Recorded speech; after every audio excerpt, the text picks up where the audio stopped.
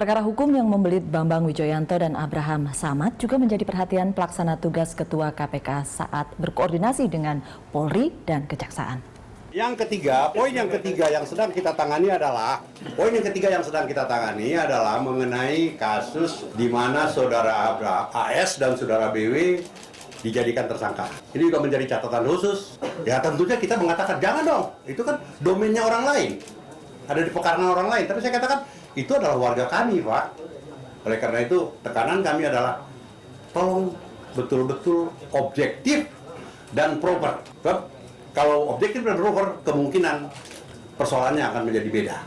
Pak Jaksagung mengatakan, Pak Taufik untuk kasus yang ketiga ini tentunya nanti akan masuk ke ranah Kejaksaan Agung, dan kami sudah menyiapkan yang namanya tim yang akan melakukan evaluasi untuk persiapan pra penuntutan. Tolong objektif dan proper. Sebelum kita masuk ke pencegahan dan penindakan tadi, tolong objektif dan proper menangani kasus BW dan AS, begitu kata Pak Ruki ketika bertemu dengan Polri dan Kejaksaan. Anda merasa sudah objektif dan proper? Saya ingin mendorong supaya proses itu objektif dan proper. Karena menurut saya memang banyak hal yang masih bisa dipersoalkan. Tapi saya tidak boleh menuduh, kan begitu. Jadi saya akan membuktikan bahwa ada proses yang belum proper. Apakah dengan pertemuan PLT sekarang ini ya, PLT ada harapan dengan Kejaksaan, dengan kepolisian, ada harapan? Kalau saya sih sebenarnya selalu menghidupkan optimisme gitu, dan harus memberi kesempatan juga, kan. Baru 1 minggu terus kita sudah menjudgment orang, kan. Walaupun di tengah begitu kritik gitu ya, kalau saya tetap memberi ini proses, ruang, memberi optimisme. Karena saya menyaksikan kalau dari berita, lalu kalau melihat ke lapangan, cara Anda mencari keadilan tidak beda dengan orang lain yang juga mencari keadilan, bukan? Anda kemana-mana, Anda ke Peradi untuk bisa lihat posisi sebagai seorang advokat, seberapa dapat perlindungannya kita belum tahu hasilnya. Anda diperiksa seperti biasa sampai subuh juga di kepolisian. Jadi itu tidak ada hal yang berbeda lah. Padahal Anda adalah seorang penegak hukum yang notabene kalau kita lihat KPK ya mestinya sesuatu gitu. Itu yang saya suka bilang ironi, tapi saya tidak menyesalkan. Ironinya tuh gini. Waktu saya di LBH, di LBHI, di LBH Papua, sampai di proses transisi, itu saya selamat tuh. Selamat dalam artian apa? Artinya saya tidak pernah menjadi tersangka gitu loh. Tapi ketika menyandang jabatan sebagai wakil ketua pimpinan KPK, saya kemudian menjadi tersangka dalam republik yang tercinta ini. Gitu. Dan tidak ada gugatan untuk pra peradilan, bukan? Ya, saya tidak.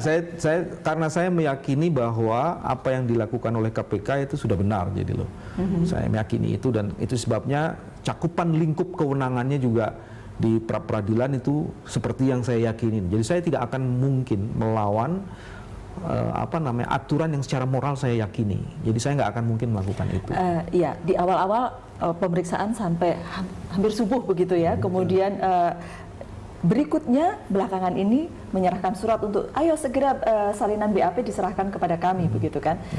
Dan soal penambahan pasal-pasal sangkaannya, kemudian soal penulisan jabatan, dan bahkan ada wacana untuk judicial review. Apakah sekarang seorang BW sedang melakukan perlawanan? Sebenarnya apa yang dilakukan semua orang yang sedang mencari keadilan ya seperti itu gitu. Tidak ada beda. Apa yang saya lakukan tidak ada bedanya dengan yang lain, seperti Bang Don tadi kemukakan.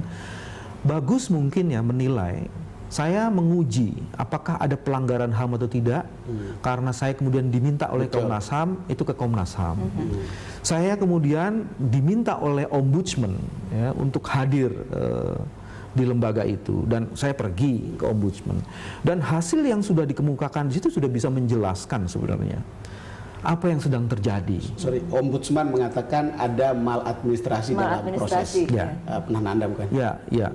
Di situ Ombudsman di dalam ada 3 poin di situ ya, bukan 3 poin, 3 bagian.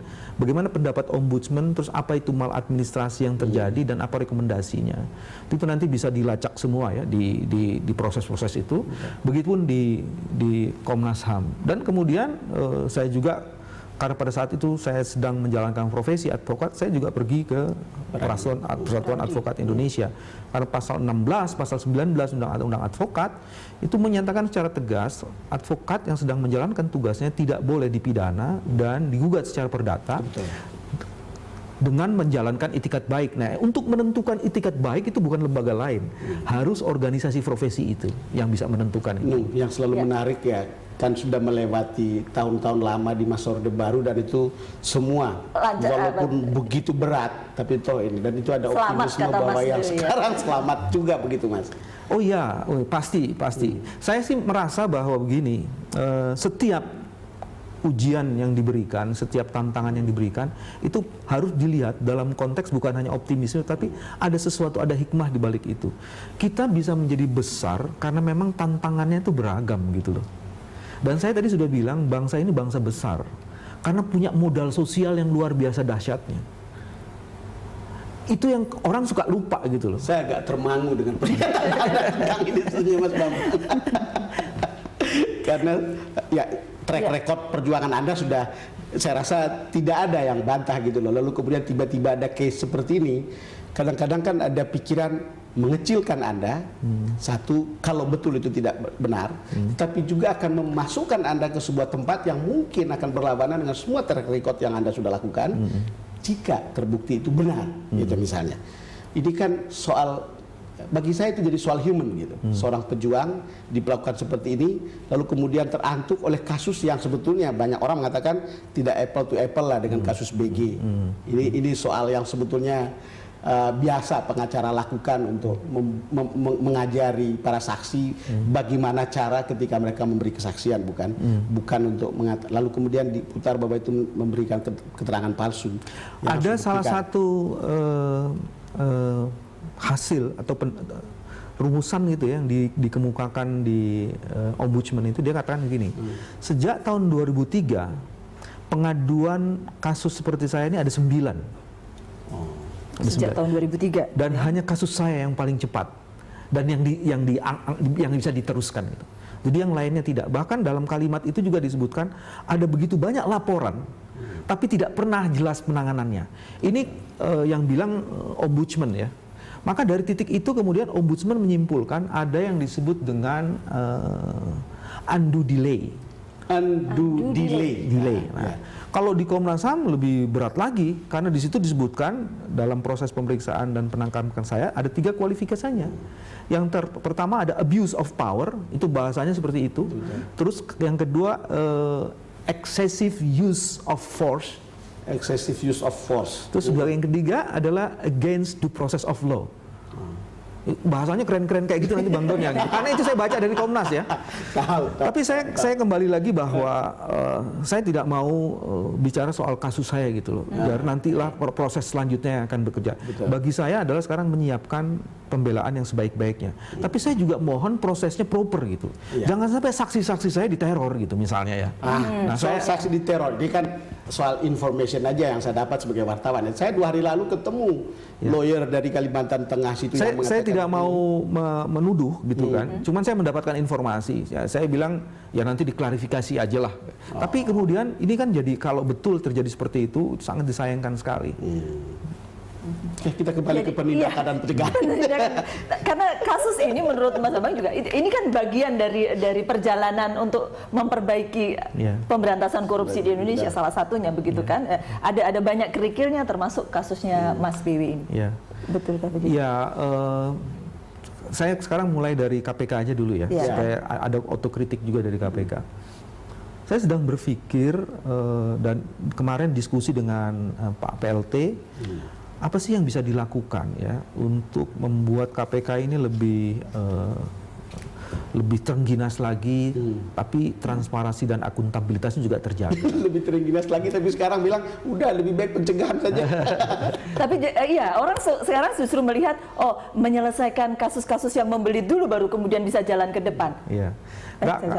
Kalau kita tidak berpikiran cupet dan melihat bagaimana pengetahuan dan cara negara lain mengatasi masalahnya, mungkin kita tidak melakukan tindakan yang terburu-buru gitu loh. Di mana-mana program pemberantasan korupsi itu ada 3 pendekatan utamanya. Yang pertama itu pencegahan, yang kedua penindakan, yang ketiga pendidikan. Seperti itu. KPK mengembangkan menjadi 5 bahkan. Di dalam pencegahan itu kita juga mengembangkan bukan hanya pencegahan yang konvensional, kita membangun budaya anti korupsi. Itu basisnya keluarga dan komunitas. Terus kedua, membangun preemptive system. Dengan cara membangun apa yang disebut dengan, mudah-mudahan tahun ini selesai ya, fraud control system. Fraud control system itu seperti apa, Mas? Fraud control system itu begini, satu sistem yang memungkinkan, karena cara untuk memberantas korupsi kan gini, memberitahu pada orang, udah deh jangan korupsi lagi. Satu. Terus kedua, membangun sistemnya. Kalau Yung melakukan korupsi susah nih, karena sistem udah bagus. Nah yang ketiga, yang preemptif itu bukan hanya itu, lebih bagus kamu tidak melakukan korupsi karena ancamannya atau risikonya lebih besar daripada gain yang Anda akan dapat, keuntungan. Dan ini kita bisa lakukan sebenarnya. Nah, sekarang kalau Anda lihat pandangan ini, sekarang beberapa waktu ini kan orang berbicara tentang udah KPK harus lebih utamakan pencegahan daripada penindakan. Komisi pencegahan korupsi begitu. Bukan komisi pemberantasan korupsi. Ya. Dan walaupun pencegahan bagian dari pekerjaan KPK memang ya. Sebenarnya kalau melihat gejala seperti ini bukan yang baru. Ya, bukan baru. Bukan yang baru. Maksud saya coba cek dalam sejarah pemberantasan korupsi di Indonesia. Hampir sebagian besar lembaga yang dibentuk oleh kekuasaan dibunuh sendiri oleh kekuasaan itu. Betul.